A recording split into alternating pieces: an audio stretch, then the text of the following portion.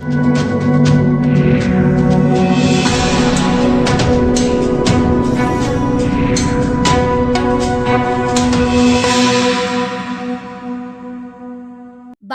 धाम के धीरेन्द्र कृष्ण शास्त्री पिछले कुछ दिनों से बहुत ज्यादा सुर्खियों में हैं और उनसे जुड़ी कई खबरें सामने आ रही हैं।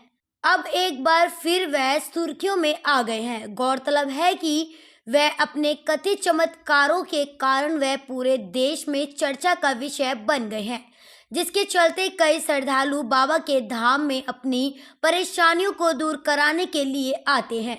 कुछ मीडिया रिपोर्ट्स में ऐसा दावा किया गया है कि एक 10 साल की बच्ची को उसके परिजन बाबा के धाम लेकर आए, जिसे मिर्गी के दौरे पड़ते थे और बाबा के धाम पहुंची लड़की की मृत्यु हो गई। विष्णु कुमारी राजस्थान की बाड़मेर की रहने वाली थी, जिसे उसके पिता बुद्धराम, माँ धम्मू देवी, मौसी गुड्डी 17 फरवरी को बाबा के धाम उसे लेकर आए थे।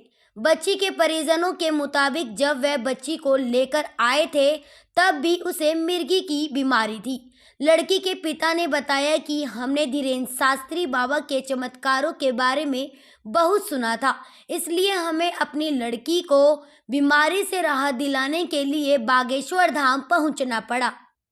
मृतका के परिवार ने बताया कि वह 1.5 साल से बाबा के धाम में ही आ रहे हैं। बच्ची को मिर्गी की समस्या थी, इसलिए उसे बाबा के धाम लेकर आए थे।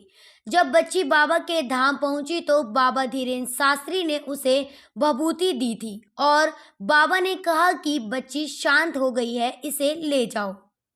बच्ची के परिजनों के मुताबिक धाम में आने के बाद बच्ची को लगातार मिर्गी के दौरे आते रहे और बच्ची रात भर जागी रही। दूसरे दिन जब उसकी दोपहर में आंख लग गई तो परिजनों को लगा कि बच्ची सो रही है, लेकिन कुछ समय बाद जब शरीर में हलचल नहीं हुई तो परिजनों को संदेह हुआ। फिर वह आनन फानन में बच्ची को जिला अस्पताल लेकर गए, जहां डॉक्टरों ने उसे मृत घोषित कर दिया।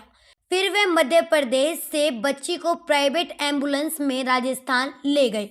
असल न्यूज़ ब्यूरो रिपोर्ट।